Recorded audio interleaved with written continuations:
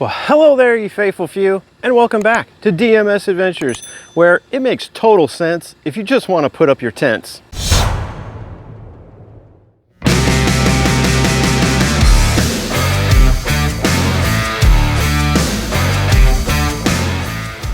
Today, we are going to be putting up 6 of our 7 tents. Why, you may ask? Well, there's 3 reasons.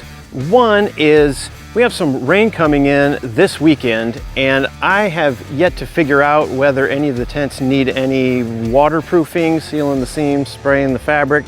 So I'm just going to put them all up at once in order to see if any of them have any leaks. The second reason is I'm kind of curious, now that I've put all these tents up at least 2 or 3 times, how long does it take me to actually put them up? So I've got my watch right here, and I'm also going to be timing how long it takes up to put each one of these 6 tents. And then the third reason is I'm just kind of a gear nerd. Well, here are the tents that we're going to be putting up today. We have the River Country Products Trekker 2.2 tent, the River Country Products Trekker 3, the Mountain Smith Bear Creek 4, the Climate Max Field 4, the Reactive Outdoor 3-second tent, and finally the Cinch Hub. First up will be the River Country Products Trekker 2.2 tent. Here we go. Man, we had someone borrow this tent, and they tied it up really well.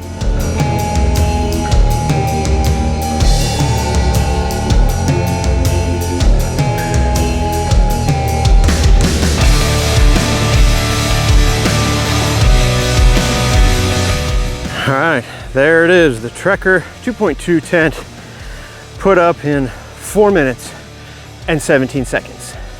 Next up is the River Country Products Trekker 3 tent. Got both the trekking poles here and the extension pole ready to go. So let's see how long it takes us to get this one. Time to beat, 4 minutes and 17 seconds.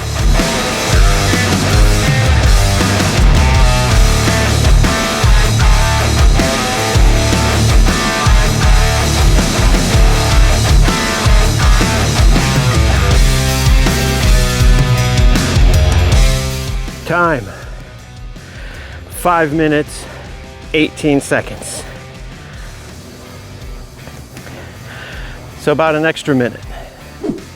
All right, it's been a while since I've put up the Bear Creek 4, and at that, only twice. So let's see how this one goes. Ready? Hit it.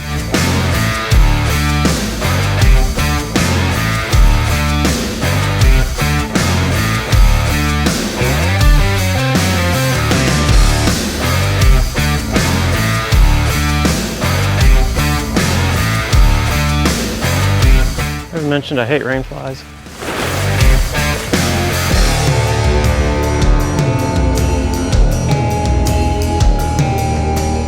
Okay, there it is. We got 7 minutes and 50 seconds and a head rush. Have I mentioned it's hot? Okay, just because I need a break of sorts, I'm gonna do the Reactive Outdoor 3-second tent next. Ready? And go. Time to remove goose turds.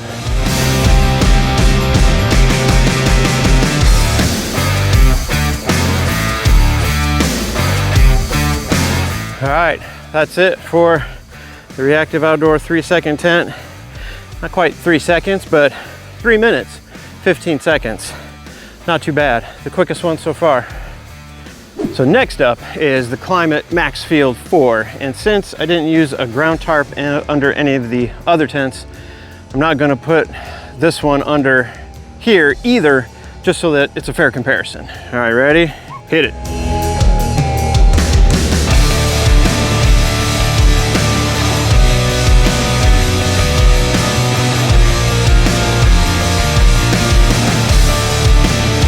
So a tricky part here while I'm putting this together is trying to determine which way it's supposed to go before putting these sticks together, because it's a little easier that way.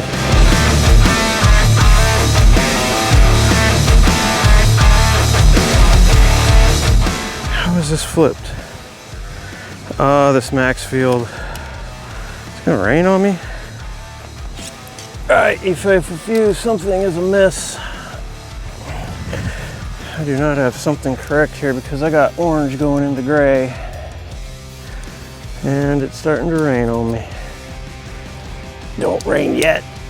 Don't you rain.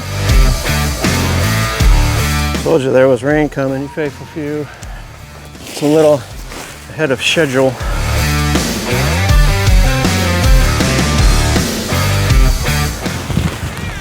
Uh-oh.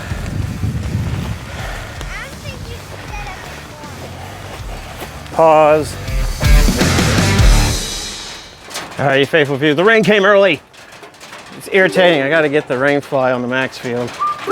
Well, as much as I like the Maxfield 4 tent, it is by far the most difficult to put up. I was at 9.5 minutes when I had to call it on account of rain, but I did not time the remaining time it took me to get it the rest of the way set up. And even then, I'm pretty sure it's not put up right. So, oh well.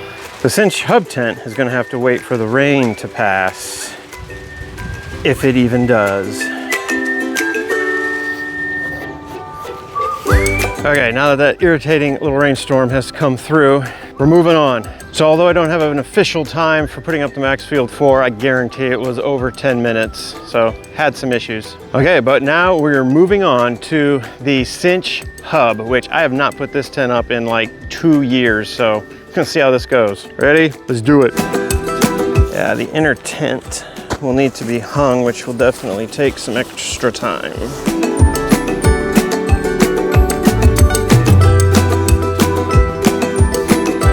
Oh, bugger.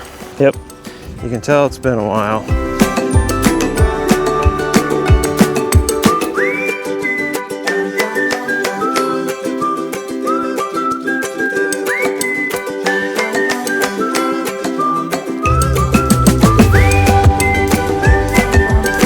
Okay, you faithful few, that was just the outer shell, and that was 8 minutes. So now we gotta hook the tent up on the inside here, which is easy, but time consuming. I remember when I was doing the initial review of this tent, Rugged Mountain Mister was helping me, and he goes, "Is it okay if I break it?" Wait, I'm gonna try to. Is it okay if I break it? Like, no. 13 minutes. Like I said, that's the first time in 2 years I put that tent up, so not too bad. Well, good morning, ye faithful few. We had some fantastic storms last night. Lots of rain, lots of wind, and all the tents are still there. And so now we'll walk through the maze of guy lines and check all these out and see how they did. First up is the Trekker 2.2. Oh my gosh, it was open. Dang it. This one might not have done well. Like, even though the bottom zipper was actually open the whole time, there was no water in there. Oh yeah, there is. Yeah, so we got a puddle down here. That is on me. That is not on the tent, but let's see how it did further in. Well, we got a little bit there, a little bit there, a little bit in the corner, a little bit along the edges here. Given the intensity of the rain, that's not too bad, but we will have to just run some seam sealer maybe along that bottom set of seams. Now on to our main tent for backpacking, the Trekker 3. All right, so looks like only a couple minor issues. Got a little bit here, a little bit up there, a little bit up there. And then as usual, we got some right here. I think that has to do with there being no ground tarp underneath here, and this pressure pushes down on the wet grass and kind of seeps up water through there. Then we got a little bit over there. So overall, not too bad. I just think that you're gonna have to do a little bit of seam sealing and treatment every year. Let's see how the Bear Creek 4 did. Bear Creek 4 did good. I don't see any water on the inside. So now for kind of the final check on the Reactive Outdoor 3-second tent. Like I said, this was a pretty substantial storm last night. So coming in here to look, we do have a little bit of water here and a little bit right up here. So looking around, I do not believe it came from the top. I'm thinking it just based on where that water has landed, I'm thinking maybe it came from the door zipper right here, or perhaps up through the tape there, I'm not sure. So it kind of seems to be on par with most tents that, you know, it leaks a little bit, but not too terrible. Oh, you see a little bit more water over here by the pocket. You can see a couple spots right there. Pull this pocket out, got a little bit here, check out underneath. Yep, a little bit of water under there, probably from this seam right here. Next up on Tentapalooza is the Climate Maxfield 4. Probably can't hear that, but the killdeer bird is the whippoorwill of the Midwest.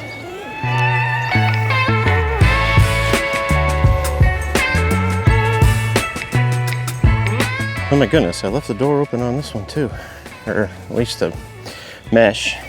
I'll try this at home, I'm a professional. Oh yeah. I also, in the haste of putting this up during the rain coming down on me, I forgot to stake out those back 2 stake points. Oops. At least it's under the rain fly. And all that being said, I see no agua in the Maxfield 4. And lastly, probably the most unique tent in our lineup, the cinch hub, the obstacle course of guy lines. I did forget to mention that I came back out before the rain really hit, and I guyed out all the tents as much as I could, because I knew there was going to be some strong winds coming too, which there were, but they all stayed put. One of the things I really liked about this cinch hub is how big the doors are, and you can pretty much unzip them all the way and stuff them into this little pocket here on the side. And you can do the same with the mesh. On the inside, there's a pocket. Let's take a look. Oh yes, dry as a bone in here. I tell you what, I really miss the cinch 4-man pop-up tent that we had. One of the poles broke not long after I made the 5-year review video, and they haven't made any replacement for it. They've been making other products. So the only cinch tent I have is this. Not a drop of water in here. In fact, this, the Bear Creek, and the Maxfield were the only tents in our group that had no water in them at all. Well, that's about it for Tentapalooza 2023.